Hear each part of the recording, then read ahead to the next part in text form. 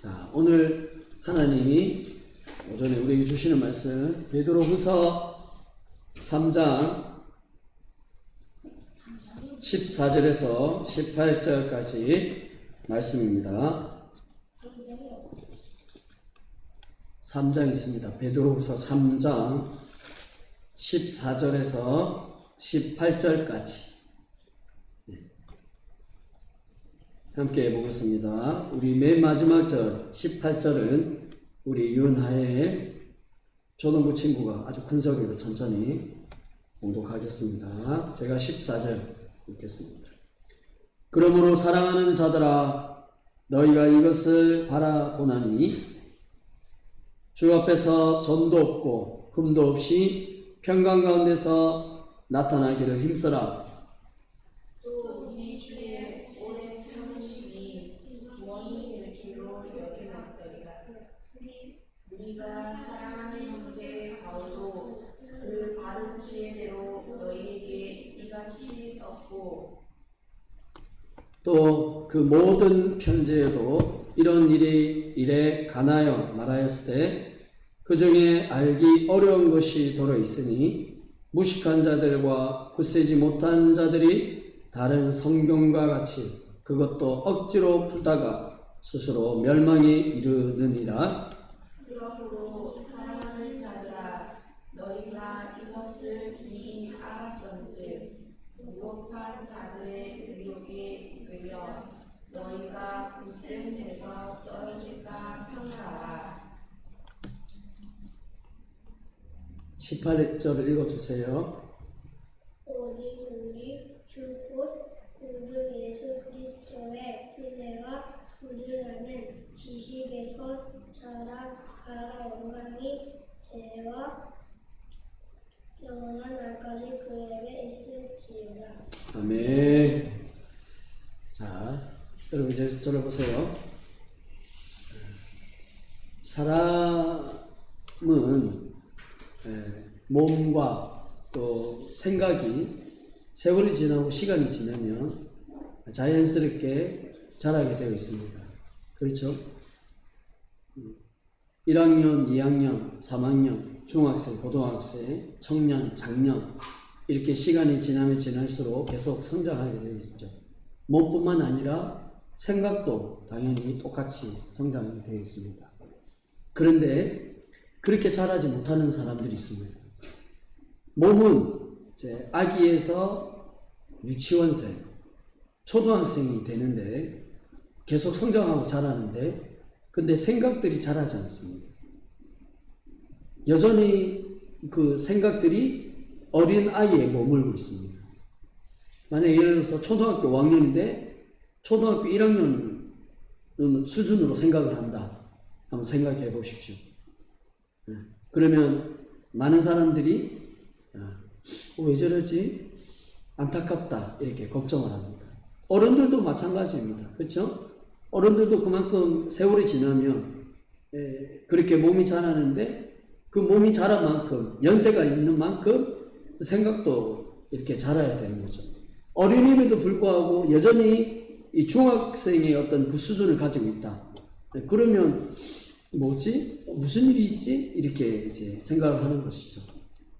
여러분, 그걸 어떻게 보면 좀 이렇게 지체장애 이렇게 말할 수 있는데 그런 분들의 가족이나 부모님들이 보면 어떤 생각을 가질까요?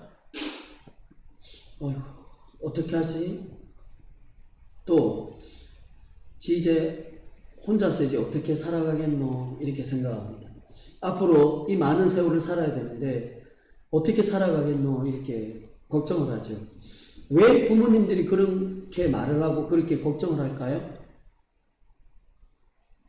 그것은 자신의 스스로 어떤 생각을 가지고 판단을 한다든지 어떤 선택을 할 수 없기 때문입니다. 뭔가 선택을 할 때는 충분한 극에 대한 지식이 있어야 되고 충분히 극에 대한 생각이 있어야지만 그것을 제대로 선택을 할 수 있습니다. 그런데 선택을 하는데 그 생각조차 못하기 때문에 선택을 할 수 없는 거죠. 그래서 몸이 자라는데 생각이 자라지 못하는 그 가족들, 그 부모님들이 가장 먼저 그런 자녀를 생각할 때 이렇게 얘기하는 게 앞으로 어떻게 살아가겠노 이렇게 고민을 하는 거죠. 우리 역시도 걱정을 합니다. 안타깝게 생각합니다. 어떻게 앞으로 어떻게 살아가지? 이런 이제 얘기를 하는 것이죠. 여러분 오늘 본문에 보면 베드로는 성도들에게 성도들이 하고 있는 그 모습에 대해서 계속 얘기를 하고 있습니다. 또한 베드로가 성도들에게 너희가 이렇게 살아갔으면 좋겠다 이렇게 얘기를 합니다.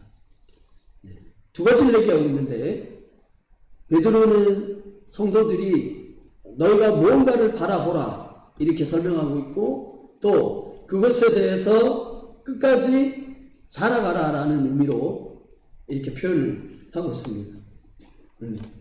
결론적으로 말하면 오늘 제목처럼 하나님의 은혜를 생각하고 하나님의 아는 데 너희가 더욱더 힘을 쓰고 그것을 바라보면서 살아가라 이렇게 얘기를 합니다.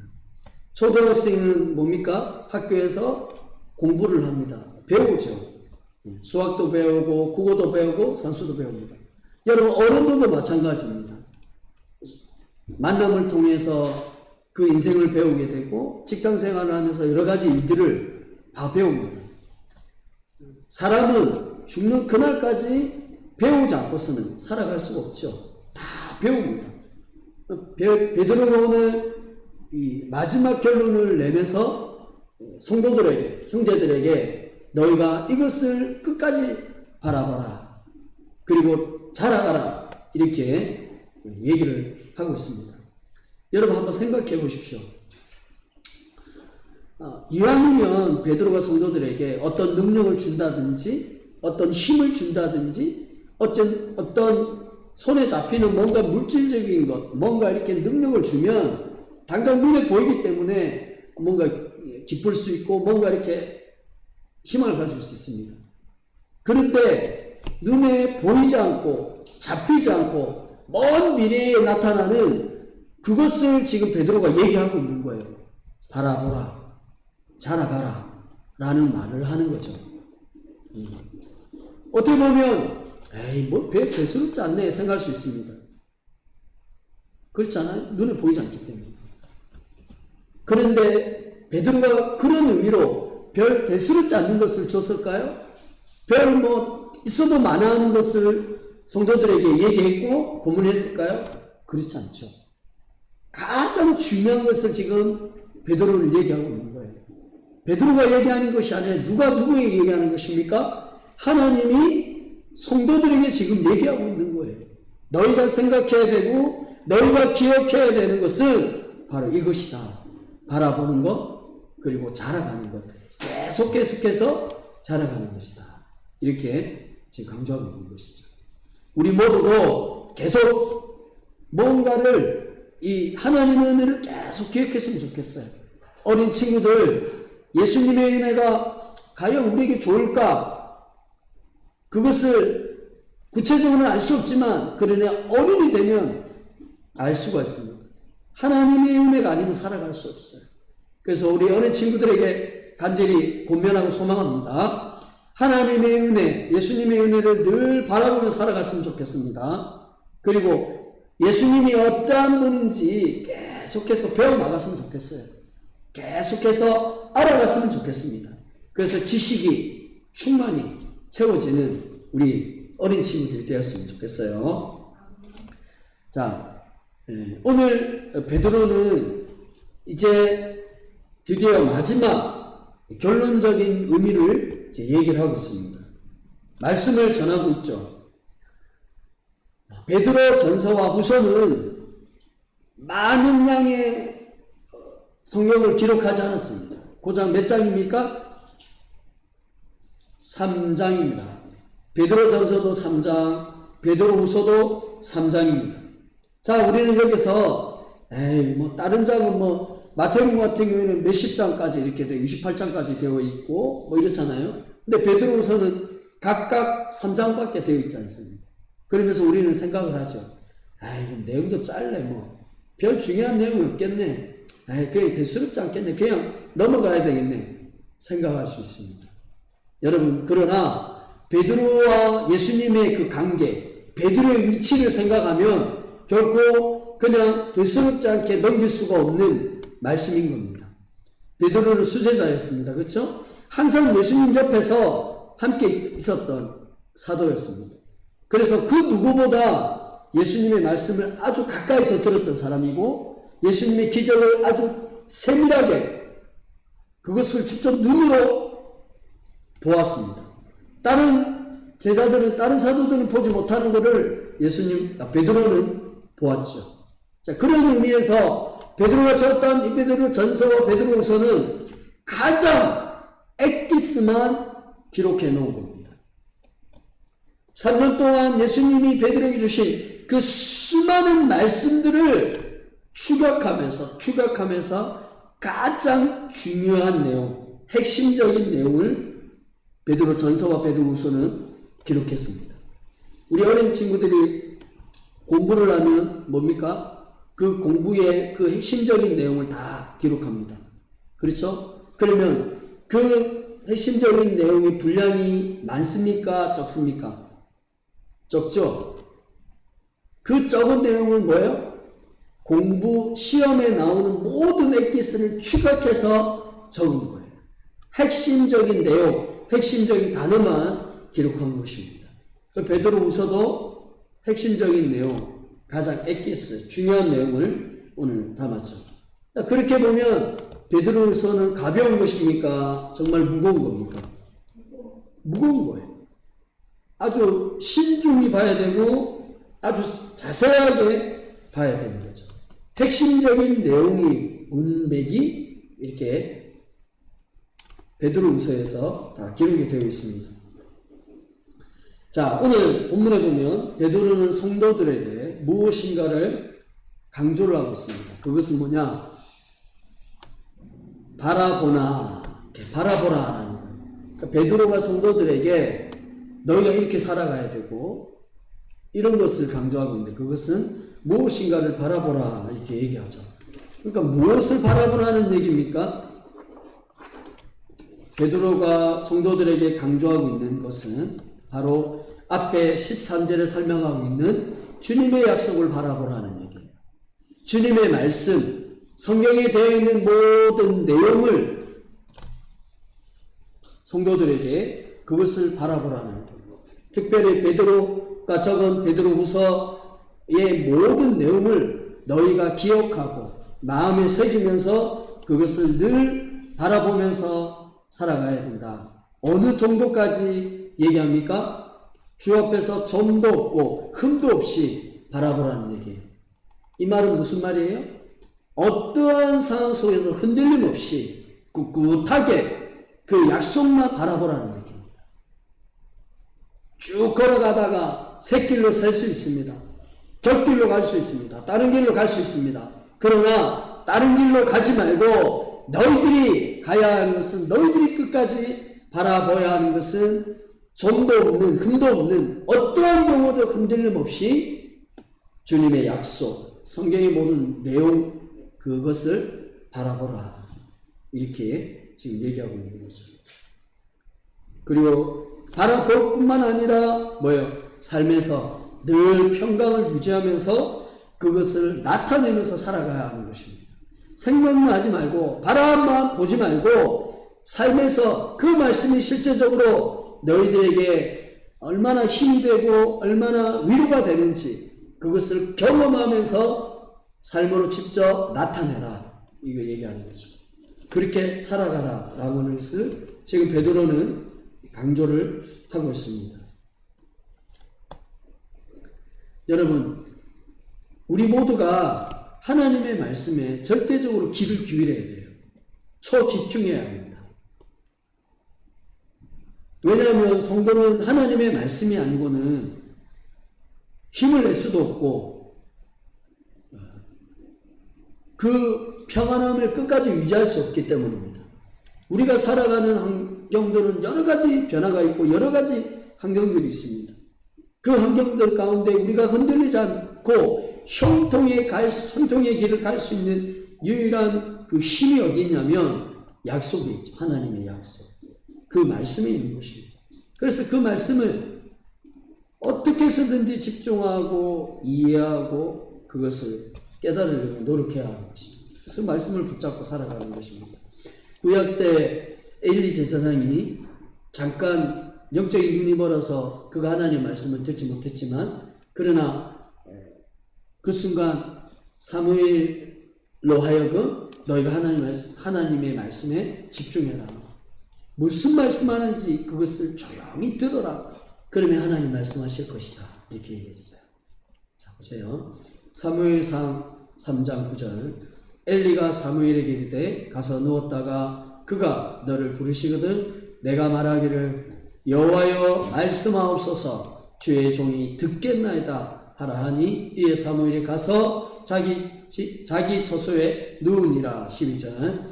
내가 엘리의 집에 대하여 말한 것을 처음부터 끝까지 그날에 그에게 다 이루리라. 아멘. 사무엘이 3번에 거쳐서 하나님의 말씀을 들었습니다. 근데 2번을 들었을 때는 사무엘이 착각했죠. 엘리 제사장이 나를 부르나? 그래서 엘리 제사장이 가서 지금 나를 부르셨습니까? 무엇 때문에 부르셨습니까? 이렇게 물어보는 거예요. 그렇게 했을 때 엘리 제사장은 내가 너를 부른 적 없다. 오해했다. 너를 부른 적 없다. 2번 동안 왔다 갔다. 그러면서 이제 2번째 왔을 때 엘리 제사장이 이제 감지를 하고 하나님이 지금 너에게 말씀하시는 거다. 네가 그 하나님의 말씀을 기울이고 순간 하나님의 말씀이 주어지면 너가 말하기를 하나님 제가 듣겠습니다. 그렇게 얘기하면 하나님 음성을 주실 것이다. 엘리 제사장이 그렇게 얘기했고 사무엘이 집에서 누워있는데 그 순간 하나님의 말씀이 들렸습니다. 그리고 하나님이 뭐라고 얘기하십니까? 하나님이 처음부터 끝까지 그 말씀을 다 이루겠다라고 주십니다. 여러분, 이때 사무엘이 하나님 말씀을 들은 것은 기적 중의 기적입니다. 왜? 이때 당시에는 그 누구도 하나님 말씀을 들을 수 없었기 때문에. 왜? 하나님의 말씀을 전하는 제사장이 영적인 눈이 어두워서 하나님 말씀을 제대로 듣지 못했어요. 모든 백성이 하나님 말씀을 들을 수가 없었어요. 엘리 제사장이 그것을 듣고 백성들에게 전해야 되는데 제사장이 듣지 못해요. 근데 뭐예요? 제사장이 아닌 사무엘이 하나님 말씀을 들은 거예요. 이거 기적 중에 기적인 거죠. 그래서 여러분, 하나님의 말씀을 우리가 모두가 새겨서 그 말씀을 들어야 된다. 이렇게 얘기를 하고 있습니다. 베드로가 성도들에게 그것을 얘기를 하고 있죠. 자, 그러면 보세요. 그 끝까지 이제 들어야 된다. 이렇게 얘기합니다. 그런데 하나님 말씀이 때로는 즉각적으로 들릴 때가 있고, 그렇죠? 듣지 못할 때가 있습니다. 이것은 뭐냐면 하나님 말씀을 듣는다라고 할 때 뭐 하나님과 교제하는 것이고 하나님과 만나는 것이고 하나님이 나와 함께 하신다라는 것을 삶에서 경험하는 것이라고 말할 수 있습니다. 근데 이것을 직접적으로 느낄 때가 있고 경험할 때가 있습니다. 즉각적으로. 그러나 그렇지 못할 때가 있다라는 거예요. 시간이 걸릴 때도 있습니다. 정말 하나님이 계신가? 하나님이 왜 이토록 우리에게 말씀하지 않지? 이렇게 할 정도로 오랜 시간 걸릴 때가 있다라고 하는 거예요. 그러면 여러분, 그 오랜 시간 걸릴 때 그때에 정말 하나님이 나와 관계를 단절하는 건가? 나와 이제 끊는 건가? 나와 이제 말씀하지 않는 건가? 그렇게 생각할 수 있지만 그게 아니라는 얘기예요. 그러면 왜 하나님이 오랫동안 그렇게 참으시는가? 그것은 15절에 말하고 있어요. 또 우리 주의 오래 참으심이 구원이 된 줄을 여겨라. 하나님이 이렇게 오래 참으시는 이유가 세상 가운데 있는 예정되고 택하신 백성들을 구원하시기 위해서 오래 참으시는 것입니다. 아멘. 하나님이 하시는 모든 것은 다 이유가 있어요. 그 이유는 선하십니다. 때로는 우리가 이렇게 말씀하고 기도하면서 하나님 음성 주세요. 하나님 말씀해 주세요. 하나님 저희와 관계를 맺게 해주세요 라고 하는데 시간이 더딥니다. 그러나 더디는 것이 때로는 하나님이 뜻이 있고 계획이 있습니다. 오늘 본문의 말씀의 근거로 보면 세상에 있는 하나님의 택하신 백성들을 구원하시기 위해서 하나님이 이 땅에 당장 심판을 하시지 않죠.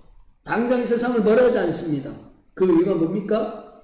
아직도 하나님 앞에 택하신 백성들을 구원하기 위해서 하나님이 잠시 참으십니다. 참으시는 것입니다. 자, 그래서 우리는 그 사실을 늘 기억하면서 살아가야 하는 것입니다. 우리가 이것을 또 기억을 해야 하는 것이죠. 성도가 하나님의 약속을 바라보고 때로는 그 약속 속에 하나님의 시간이 오래 걸리는 것처럼 걸리지만 그러나 그것은 하나님의 이유가 있습니다. 그것을 구원하시기 위해서죠. 자, 왜 이렇게 우리가 이것을 기억하면서 이렇게 살아가야 할까요? 여러분, 그것은 뭐냐면 옛날 전부터 조상들이 그래 해왔기 때문입니다. 구약에 있는 하나님의 백성들도 그렇게 살았기 때문이고 하나님이 그걸 우리에게 원하시고 있고 요구하고 있습니다. 베드로가 그렇게 강조하고 있죠. 그렇죠? 자, 보세요. 여러분, 바울은 그 어떤 사도들 못지않게 뛰어났습니다. 지식과 지혜가 뛰어났습니다. 왜냐하면 신약에 와서 바울이 이 성경을 기록했는데 성경을 기록한 숫자가 13번입니다. 무려. 그리고 이 바울이 기록했던 이 모든 말씀이 어떻게 보면 어려워요. 그런데도 이 어려운 내용을 무려 13번이나 적은 거예요. 얼마나 대단합니까? 그런 바울이 얘기합니다. 바울은 하나님을 잘 이해했어요. 예수님의 능력과 역사를 잘 이해했고 그 이해한 걸 가지고 바울이 기록했습니다. 오늘도 보면 마찬가지 베드로가 말했던 것처럼 바울도 얘기합니다. 15절 하반절에 보면 바울도 그 받은 지혜대로 너희에게 이같이 썼고라고 하는 것은 베드로가 썼던 그 내용 동일하게 바울도 썼다는 얘기예요. 그래서 바울이 이 기록했던 내용을 너희들에게 권면하고 있다. 얘기하고 있죠. 앞에서 14절에서 얘기했던 내용이 바로 그 내용이라고 얘기를 하는 것입니다. 그래서 여러분, 바울이 베드로도 마찬가지고 바울도 마찬가지고 성경을 기록할 때 그냥 자신의 생각을 기록했습니까? 자신의 어떤 경험을 기록했습니까? 그렇지 않습니다. 그들은 성령의 인도함을 받아서 이 말씀을 기록했습니다. 그래서 저번 주에 항상 얘기했듯이 성경을 뭐예요? 결코 가볍게 봐서는 안 됩니다. 그냥 대충 읽어서는 안 됩니다. 애매모호하게 알아서도 안 되는 것입니다. 네? 왜 그렇습니까? 성경은 사람의 말이 아니라 하나님의 말씀이기 때문입니다. 사람이 저 높이 높으신 전능하신 하나님의 말씀을 어떻게 다 이해할 수 있습니까? 어떻게 다 깨달을 수가 있습니까? 그래서 그거를 깨닫고 그거를 이해하기 위해서는 베드로가 기록했고 바울이 기록한 대로 그것을 이해하고 나가는 것입니다. 철저하게 누구의 도움을 받으면서 성령님의 도움을 받으면서 성경을 그렇게 풀어서 해석을 해야 되는 거죠. 근데 성경을 풀어서 해석을 하지 않으면 16절에 있는 사람과 똑같이 됩니다. 성경은 때로는 이 풀기가 이해하는 것이 매우 어렵다라고 성경이 강조하고 있어요. 그런데도 불구하고 무식한 자들이, 굳세지 못한 자들이 다른 성경을 가지고 와서 그거를 풉니다. 어떻게 푼다고요? 억지로 푼다 라고 하는 거예요. 바로 신천지, 바로 이단이 그렇게 얘기를 하는 거죠. 다른 성경을 가지고 와서 그들에게 얘기를 합니다. 그러면 잘못되게 성경을 풀 때가 있다. 이렇게 이제 얘기를 하고 있습니다. 여러분 보세요. 교회는 성도들에게 하나님의 말씀을 제대로 바르게 선포를 하고 이해시키고 깨닫게 해야 됩니다. 그것을 들은 성도들은 그 말씀을 바르게 삶에서 적용하면서 그 말씀을 이해하면서 나가야 하는 것입니다. 교회는 숫자가 중요한 게 아니에요. 우리 교회는 몇백 명 있다. 우리 교회는 1000명 있다. 우리 교회는 1명 있다. 우리 교회는 가족들만 드린다. 그게 교회가 아닌 거예요. 교회의 존재의 이유의 목적은 하나님의 말씀을 제대로 가르치고 있나, 이게 중요한 거예요. 어떤 사람들은 교회를 선택하는데 프로그램이 잘 되어 있느냐, 그걸 봅니다. 좋은 사람이 있느냐, 사업하는 사람들이 많이 있느냐, 그걸 교회를 선택하고 봅니다. 어떤 사람들은 교회를 선택하는데 우리 자녀들이 좋은 프로그램을 받아서 하고 싶은데 좋은 프로그램이 있느냐, 그게 교회를 선택하는 게 아니죠. 교회를 선택하고 교회를 택하는 가장 기초가 되는 것은 뭐냐? 말씀을 바르게 전하고 있느냐는 거예요. 말씀을 정말 성령 있는 그대로 빼거나 더하지 않고 있는 그대로 성령의 인도함을 받아서 말씀을 제대로 전하고 있느냐, 그걸 봐야 합니다. 사랑하는 우리 해남교회 성도 여러분, 우리 모두는 하나님의 말씀을 바르게 전하려고 애쓰고 있고 그 바르게 이해하려고 하고 있고 듣고 있습니다. 그러므로 우리는 정말 행복한 성도입니다. 행복한 자녀입니다. 숫자를 보는 게 아니에요. 많고 작은 게 아니라 우리 개인이 하나님 말씀을 바르게 이해하고 있느냐, 바르게 깨닫고 있느냐, 말씀 나눌 때 바르게 말하고 있느냐, 그게 중요한 거예요. 성경을 사설에 풀어서는 안 된다, 이렇게 설명을 하고 있어요.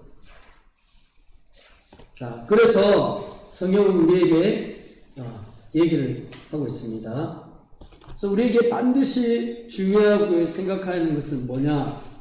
그것은 앞에서 설명하고 있는 것처럼, 그러면 성도에게 중요한 것은 무엇을 기억하면서 그것을 해야 되느냐? 바로 오늘 제목처럼 바로 하나님의 은혜, 예수님의 은혜, 그 예수님을 아는 지식을 더욱 깊이 알아가야 하는 것입니다. 제목은 자라가야 된다라고 하는데 다른 말로 얘기하면 더 깊이 알아야 한다. 예수님의 은혜가 이런 것이고 또 예수님은 이러한 분이구나. 그래서 내가 평생 이 예수님을 의지하면서 살아가야 되는구나 라는 사실을 우리는 그 누구보다도 그것에 집중하면서 살아가야 한다라고 하는 거죠. 여러분, 저는 이제 어떤 집사님과, 남자 집사님과 이런 대화를 나눈 적이 있습니다. 그분이 이제 사업을 하고 있고, 그분이 하는 말이, 목사님, 장사가 잘 안 됩니다. 왜 하나님이 나를 도와주지 않으시죠? 왜 나에게 이런 어려움이 있습니까? 나에게 왜 이런 고통이 찾아옵니까? 도대체 왜 그렇습니까? 이 집사님이 말한 대로 진짜 그렇게 어려움을 당하고 있습니다. 장사도 잘 안 됩니다. 고통을 겪고 있습니다. 지금 현재도 그런 어려움을 겪고 있죠. 여러분, 아무리 하나님을 잘 믿어도, 믿음 생활에도 이런 어려움과 고통은 겪습니다. 그리고 때로는 내가 왜 예수를 믿지? 왜 하나님을 믿지? 라고 의문을 가질 정도로 삶에 철저하게 고난과 고통을 겪을 때가 있습니다. 여러분, 목사인 저는 어떨까요? 목사인 저는 전혀 다른 삶을 살까요? 초원적인 삶을 살까요? 저도 성도들이 겪고 있는 것과 동일하게 그런 걸 겪고 있습니다. 때로는 아픔도 당하고 어려움도 당하고 영혼 속에 늘 이런 갈등 속에서 살아갑니다. 늘 힘든 속에서 살아갑니다. 저도 어려움이었죠. 그런데 여러분, 저는 그러한 상황 속에서 저는 태연하게 믿음으로 버팁니다. 믿음으로 인내합니다. 그리고 그 상황 속에 하나님을 줄곧 바라보면서 살아갑니다. 어떤 하나님? 하나님이 섭리가시겠지. 이런 상황 속에서도 하나님이 우리와 함께 하신다. 나와 함께 하신다. 선하신 하나님께서 모든 것을 협력해서 나를 선을 이루어 가실 거야 라고 하는 확신이 있습니다. 그렇게 생각하니까 그 어려운 상황 속에서도 꿋꿋하게 버틸 수 있습니다. 그리고 힘을 얻을 수 있습니다. 여러분, 앞에서 말한 집사님과 저와의 차이가 뭡니까? 그것은 저는 하나님이 어떤 분인가를 깨달았기 때문이에요. 예수님이 어떻게 나를 위로하시고 나와 함께 하시는가를 저는 성경을 통해서 깨달았고 알았고 깊이 배웠기 때문에 그거를 믿음으로 이 성경을 가지고 해석할 수 있는 거예요. 목사니까 뭔가 어떤 초월적인 힘을 가지고 뭔가 이게 아닌 거예요. 똑같이 인간으로서의 연약함을 겪습니다. 그러나 다른 것 한 가지. 성경을 더 많이 알고 성경을 더 많이 깊이 아니까 아는 것이 저에게 힘이 되어가지고 그 상황들을 이길 수 있습니다. 여러분, 우리나라 말에 이런 말 있죠? 아는 것이 힘이다. 배워야 돼요. 배워야 되고 배워야지만 생각하게 되고 지식을 갖게 되고 분별력을 갖게 됩니다. 제가 맨 앞에서 얘기했지 않습니까? 몸은 잘하는데 생각을 잘하지 않는 친구도 있습니다. 그걸 보면 너무 안타깝습니다. 여러분, 성도가 생각이 잘하는, 몸이 잘한 만큼 생각이 잘하기 위해서는 성경에서 하나님을 어떤 분인가를 정확하게 깨달아야 돼요. 사모님, 그렇죠? 정확하게 알아야 됩니다. 자, 그러면 왜 알아야 될까? 그것은 성경에서 이렇게 얘기하고 있죠. 예수님은 말씀하신 약속을 성취하시기 위하여 반드시 재림하시고 회개하고 거룩한 삶을 살게 하십니다. 거룩하게 살게 하십니다. 아멘.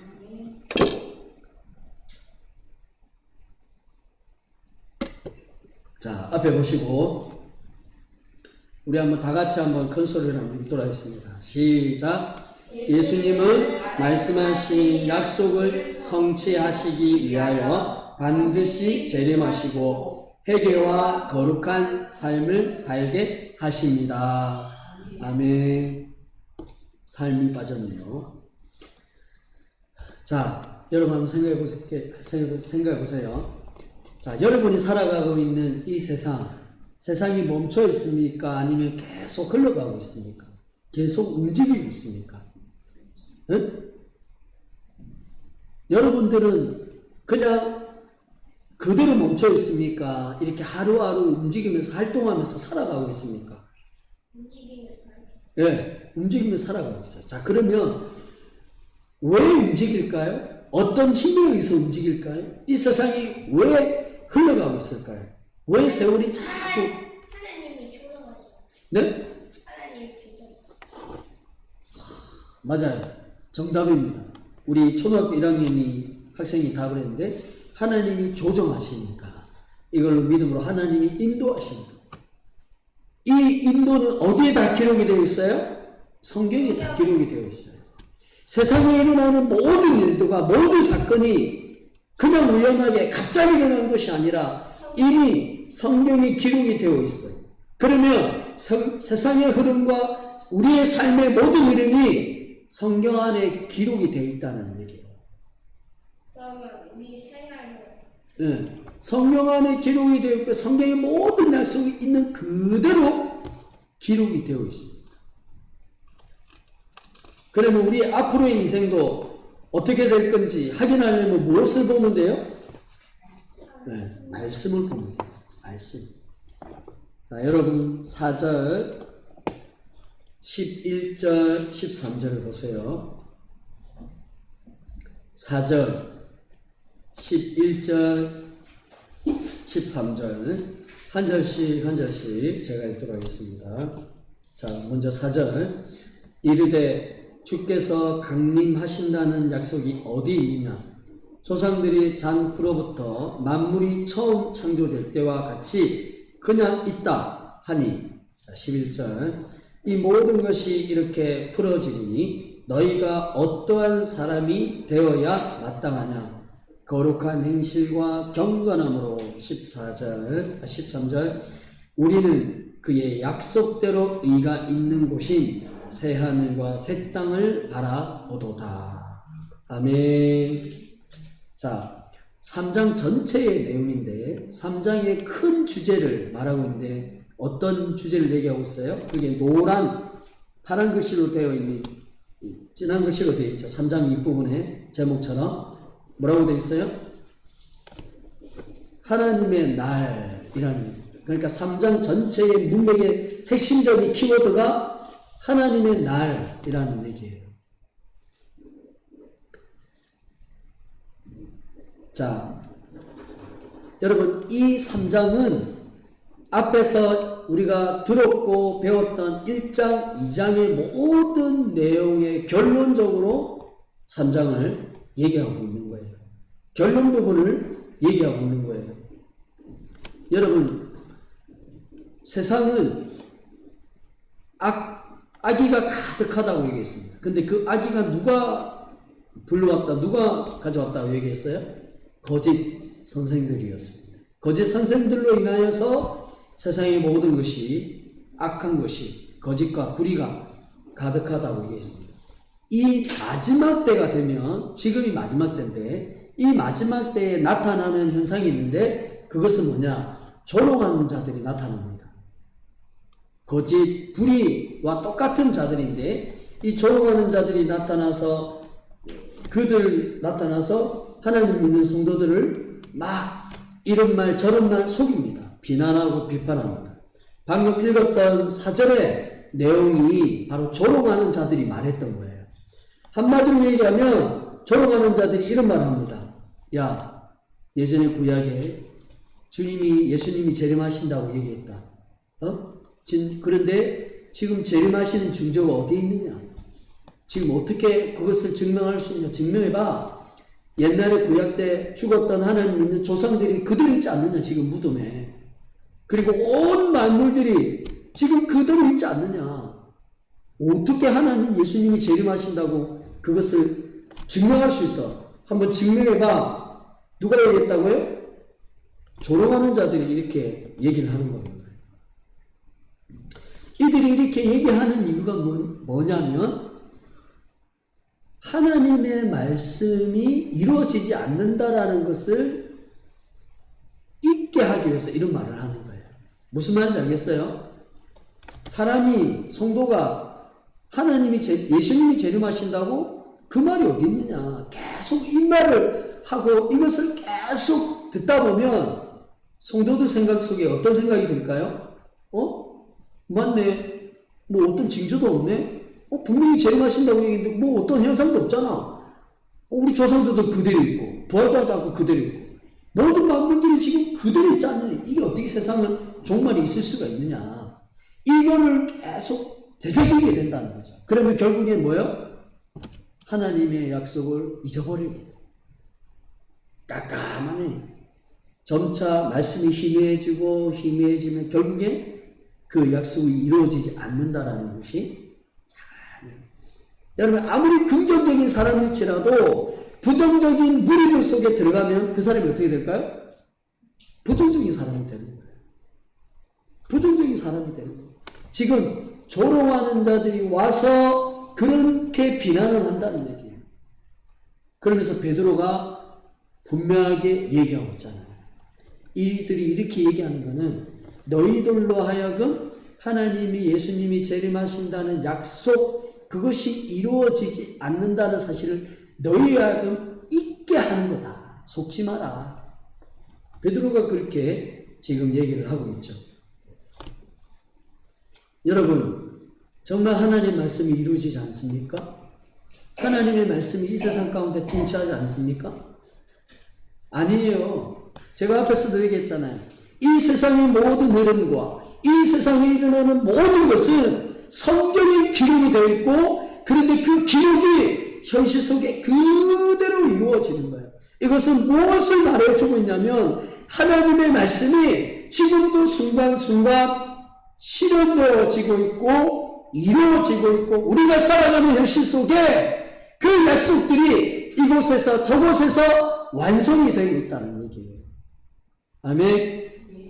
완전히 이루어지고 있는 옛날 얘기가 아니라 옛날에 하셨던 그 약속이 지금 2000년도 되면서 지금도 계속 2021년도 됐는데도 세월이 지났는데도 몇천 년이 지났는데도 불구하고 계속 이루어지고 놀랍지 않아요? 굉장한 거예요. 아무리 조롱하는 자들이 그렇게 말한다 할지라도 베드로가 말하고 있는 것처럼 너희에게 일부러 이 말씀을 잊게 하는 것이다. 그러나 너 속지 마라. 하나님 말씀은 잊혀지지 않는다. 하나님 말씀은 멈춰지지 않는다. 계속 이루어진다. 이렇게 얘기했어요. 여러분 분명히 예수님이 이 땅에 재림하신다고 약속을 하셨어요. 본문에 얘기했잖아요. 근데 그 약속이 절대적인 거죠. 반드시 이루어져요. 왜 이루어져야 할까요? 말씀하셨고 그 말씀의 효력을 위해서 말씀의 진실성이 있다라는 것을 이루기 위해서는 예수님이 분명히 재림하십니다. 약속을 하셨기 때문에 그 약속을 하셨기 때문에 이루어지는 거예요. 그렇죠? 그리고 그 약속을 통해서 재림하시는 것뿐만 아니라 하나님 믿는 백성들을 이 세상 가운데 그대로 내버려 두지 않으세요. 믿음으로 살아가고 인내로 살아가고 고통을 당하는 그 하나님의 백성들을 하나님이 그대로 내버려 두지 않습니다. 그들을 구별해서 그들을 구원해 주세요. 이 구원이라는 말은 뭐예요?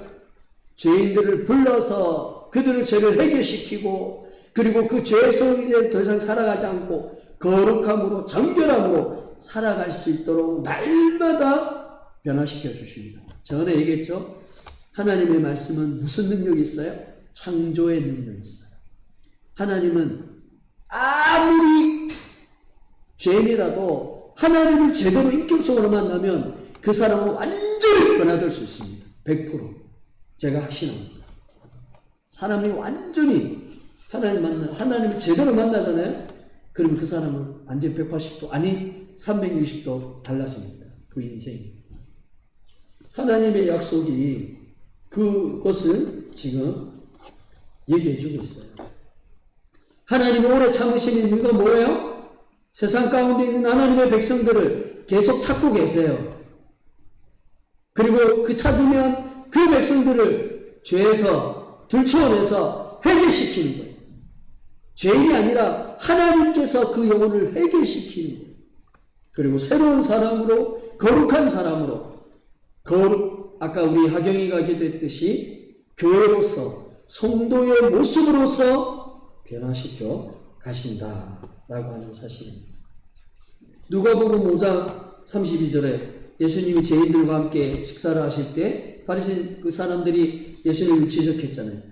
어떻게 죄인들과 함께 앉아서 식사할 수 있느냐라고 했을 때 예수님이 말씀하시기를 나는 이 세상에 의인을 부르러 온 것이 아니라 죄인을 불러서 그들을 해결시키려 왔다. 예수님이 그렇게 말씀하셨어요.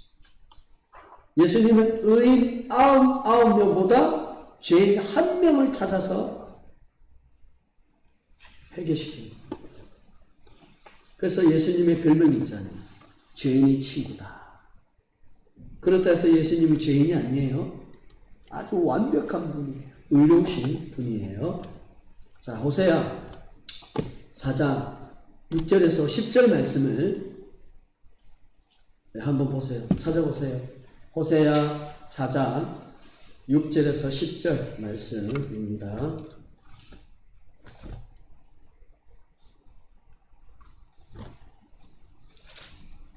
자, 호세아 4장 6절에서 10절 성경 페이지 수는 1259페이지 1259페이지 제가 한번 전체 다 읽겠습니다. 내 백성이 지식이 없으므로 망하는도다. 내가 지식을 버렸으니 나도 너를 버려 내 제사장이 되지 못하게 할 것이요 내가 내 하나님의 율법을 잊었으니 나도 내 자녀들을 잊어버리리라. 그들은 번성할수록 내게 범죄하니 내가 그들의 영혼을 변하여 욕이 되게 하리라. 그들이 내 백성의 속죄물을 먹고 그 마음을 그들의 죄악에 두는도다. 장차 내 백성이나 제사장이나 동일함이라. 내가 그들의 행실로 멸하며 그들의 행위대로 갚으리라. 그들이 먹어도 배부르지 아니하며 음행하여도 수요가 늘지 못하니 이는 여호와를 버리고 따르지 아니하였음이니라. 아멘. 6절에서 결론적으로 호세아 선지자가 얘기하고 있습니다. 하나님에 대한 지식이 없고 하나님을 모르게 되면 결국 그 인생은 망하게 된다. 멸망하게 된다. 이렇게 얘기를 했습니다. 여러분, 왜 하나님을 아는 지식이 없으면 멸망하게 될까요? 그것은 하나님이 말씀하시기를 하나님을 알지 못하면 내가 그 영혼을 버린다. 그리고 제사장이 되지 못하겠다. 되지 못하게 하겠다. 이렇게 얘기하고 있습니다. 하나님의 말씀을 듣지 않는 것은 곧 하나님의 지식에 대해서 버리는 것은 하나님을 버리는 것입니다. 하나님의 말씀을 사랑하지 않는 결과이기 때문에 하나님을 사랑하지 않으면 하나님은 그 영혼을 가감하게 버리시고 완전히 잊어버리시는 것이죠. 자, 하나님을 잊어버리면 그 인생은 어떻게 될까요? 죄를 범하게 됩니다. 7절에 말하고 있죠. 그리고 옛날에 영화로운 그 삶이 변하여서 이제는 죄악된 악한 인생으로 변하게 됩니다. 그렇죠? 8절 9절에 범죄를 저지르면 그 범죄의 대가를 하나님이 치르게 하십니다. 그래서 하나님 벌을 받게 하시고 하나님을 책망하게 되죠. 철저하게 죄인의 모습으로 살게 됩니다. 그리고 10절에 보면 아무리 밥을 많이 먹어도 배부르지 않는다. 배부르지 않습니다. 그리고 번성의 축복도 없어요. 하나님이 이렇게 누가 이걸 저주하셨어요? 하나님이 저주하신 거예요. 무엇 때문에? 하나님이 왜 무엇 때문에 이렇게 저주하신 거죠? 하나님에 대한 지식이 없으면 버린다. 너희가 하나님을 더 알아가지 않으면 하나님의 말씀에 대해서 너희가 이해하고 배워가지 않으면 하나님이 너희들은 결국 하나님과 관계가 멀어지게 되고 떨어지게 된다. 그러면 결국에 너희는 죄악의 길로 가게 될 것이다. 결국 죽게 될 것이다. 이렇게 얘기하고 있죠. 그러니까 하나님이 분명히 우리에게 아주 강조하고 있는 거예요. 하나님을 제대로 알아가라. 하나님을 제대로 알아야 한다. 그래서 하나님을 깊이 배우는 거예요. 그리고 주일날 말씀을 듣는 그 말씀 시간에 어린 친구들이나 또 어린 성도들은 어떻게 해서든지 집중해서 그 말씀을 이해하려고 노력해야 돼요. 그리고 마음속에 성령이 이해가 되게 하시고 깨닫게 해주세요. 알아듣게 해주세요. 확신 갖게 해주세요. 그렇게 해야 돼요. 디모데후서 3장 13절.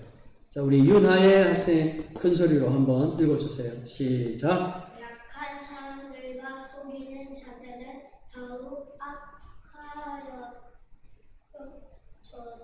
속기도 하고 속이도 하나니 그러나 너는 배우고 확신하는 일에 거하라. 너는 내가 누구에게 배운 것을 알면 또 어려서부터 성경을 알았으니 성경은 능히 너로 하여금 그리스도 예수 안에 있는 믿음으로 말미암아 구원에 이르는 지혜가 있게 하느니라. 모든 성경은 하나님의 감동으로 된 것으로 교훈과 책망과 바르게 함과 의로 교육하기에 유익하니 이는 하나님의 사람으로 온전하게 하며 모든 선한 일을 행할 능력을 갖추게 하려 함이라.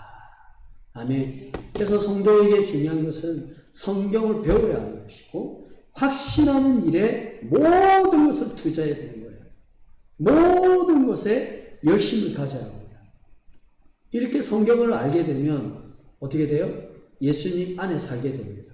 그 예수를 통해서 믿음을 갖게 되고 그 믿음이 무엇을 줍니까? 구원을 허락해 줍니다. 구원은 믿음 있는 자만이 구원을 받게 되어 있어요. 그 믿음은 예수 그리스도에 대한 겁니다. 그런데 이것을 어떻게 할 수 있어요? 성경을 통해서만 할 수 있습니다. 여러분 이것뿐만 아니에요.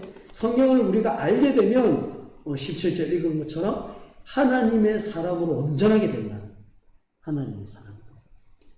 하나님의 사람이 되기 위해서 우리가 어떤 행위적인 노력이나 애씀이나 이런 또 도덕적인 윤리적인 것을 설명하지 않고 이미 하나님의 말씀 자체가 완전하고 깨끗하게 되었어요. 그래서 우리가 완전하게 되고 우리가 깨끗하게 되고 하나님의 사람으로 온전하게 되기 위해서 우리에게 필요한 것은 뭐냐?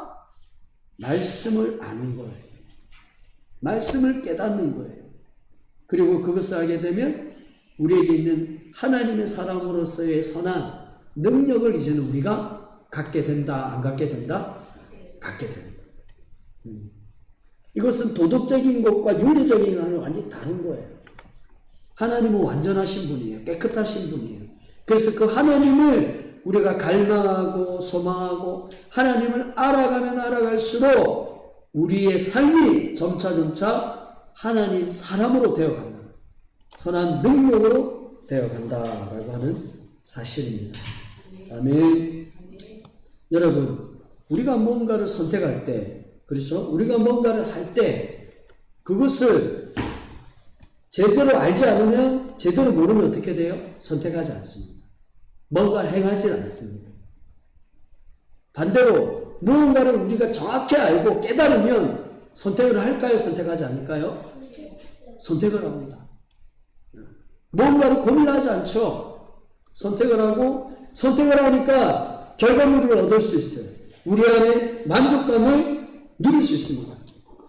여러분, 예전에 우리 하율이가 수학을 처음 할 때는 잘 몰랐어요. 그래서 수학을 안 하려고 했어요. 풀지를 않으려고 했죠. 왜? 잘 모르니까 해봤자 다 틀리니까. 아까 뭔가 도전을 안 하고 뭔가 하진 않아요. 근데 처음에는 그러다가 이제는 수학에 대해서 좀 알게 되니까, 그것을 깊이 알게 되니까 이제는 수학을 멀리 하는 게 아니라 천재처럼 이제 수학을 가까이 하게 되는 거죠. 알게 되니까 도전을 하게 되고, 도전을 하니까 실력이 높아지고 뭔가 이렇게 귀한 것을 얻게 되는 거예요. 아멘. 여러분, 이 아는 것이 이렇게 중요한 겁니다.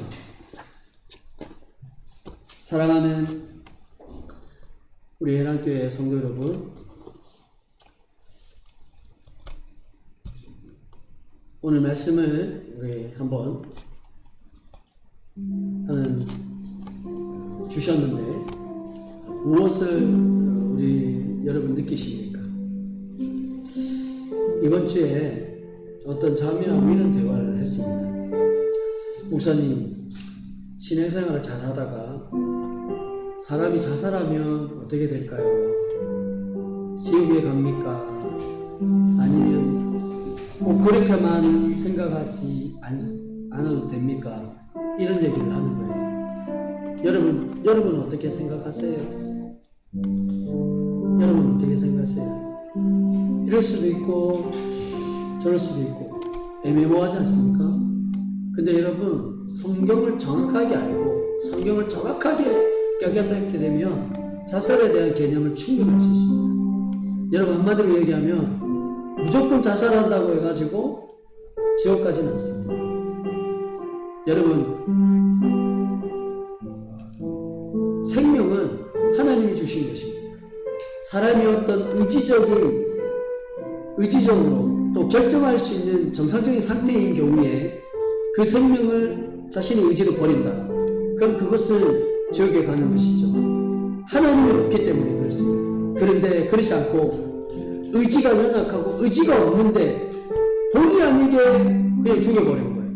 누구에서 타살이 되고 또 본의 아니게 죽었어요. 우울증에 걸리고 또 힘을 거는 사람들 중에 자살한 사람도 있습니다. 그런 사람들 같은 경우에 이 사람들이 지옥에 갔다 이렇게 명확하게 설명할 수 없습니다. 여러분, 이렇게 풀면 자살에 대한 개념을 정확하게 알기 때문에 더 이상 고민하지 않습니다. 왜 이런 일들이 일어납니까? 알기 때문에 그래요. 성경을 정확하게 알고 해석할 줄 아니까 그렇게 되는 것입니다.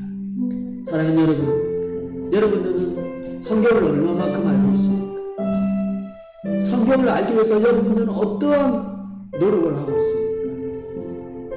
여러분, 오늘 이 말씀을 통해서 여러분 성경을 알아가시길 바랍니다. 성경을 더욱더 그 하나님의 은혜 아는 지식에 더욱더 열심히 내고 살아가는 우리 모두가 되었으면 좋겠습니다. 이 시간에 1절만 하나님의 음성을 듣고 우리 한번 찬양했으면 좋겠습니다.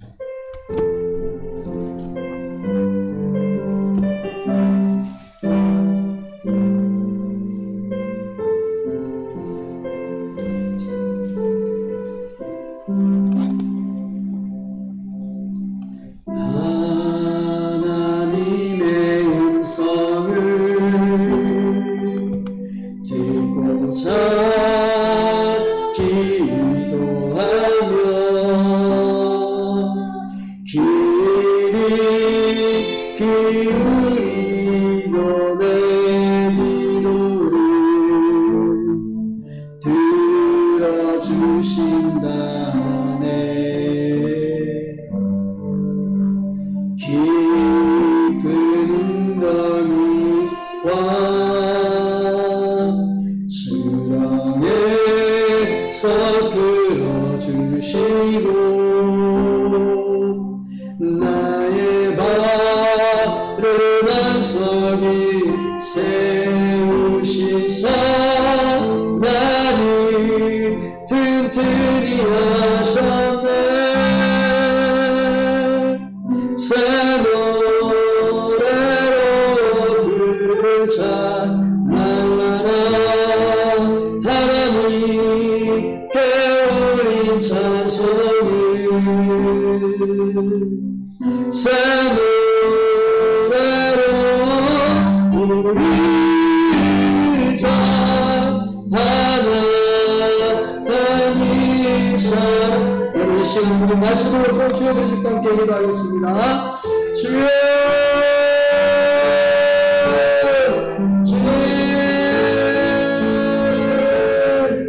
하나님 저에게 주를 주옵소서. 저에게 하나님 능력을 더하사 주를 더하사 하나님 말씀에 집중하게 하여 주옵소서. 그 하나님 말씀을 이해하게 하시고 하나님 말씀을 더 깊이 알아가게 하여 주옵소서. 하나님을 의지하며 살아가길 원합니다. 예수님의 은혜가 아니면 저희는 살아갈 수 없습니다. 우리의 모든 삶의 순간순간이 예수님의 인도함으로 예수님의 은혜로 살아가는 줄 믿습니다. 예수님의 은혜를 지켜 주옵소서. 예수님의 은혜를 기억하며 살아가길 원합니다. 하나님 베드로가 성도들에게 보면한 것처럼 하나님을 더 깊이 알아가라, 더 아는 데에 집중하라라고 말씀한 것처럼 하나님 여태껏 하나님을 알아가는 데 소홀히 여겼습니다. 소홀했습니다. 오늘 이 시간을 통하여 하나님을 더 깊이 알고 합니다. 성령님 듣게 하시고 깨닫게 하여 주옵소서. 알아듣게 하여 주시고 믿음하게 하여 주시고 확신 가지며 살아갈 수 있게 하여 주옵소서. 하나님 아버지, 베드로가 성도들에게 하나님의 약속을 바라보고 예수님을 아는데 더 힘썼고 아는데 알아가라, 그 깊이 생각하며 살아가라 하는 것을 우리에게 또 성도들에게 말했고 또 오늘 이 시간에 우리에게 말씀한 줄 믿습니다. 생각해 볼 때 우리가 여태까지 하나님을 아는 것에 집중하지 못하였습니다. 믿음과 확신에 거하지 못하였습니다. 오늘 이 말씀을 통하여 우리가 어떻게 행해야 되고 무엇을 바라봐야 할지를 알게 하신 것 감사합니다. 예수님의 약속을 바라봅니다. 예수님이 하신 그 모든 내용들을 더 깊이 있게 알아가길 원합니다. 배우고 확신하는 일에 거하길 원합니다. 성령님 가르쳐 주세요. 성령님 깨달음을 주세요. 생각나게 해주세요. 우리의 삶을 온전히 인도하여 주옵소서.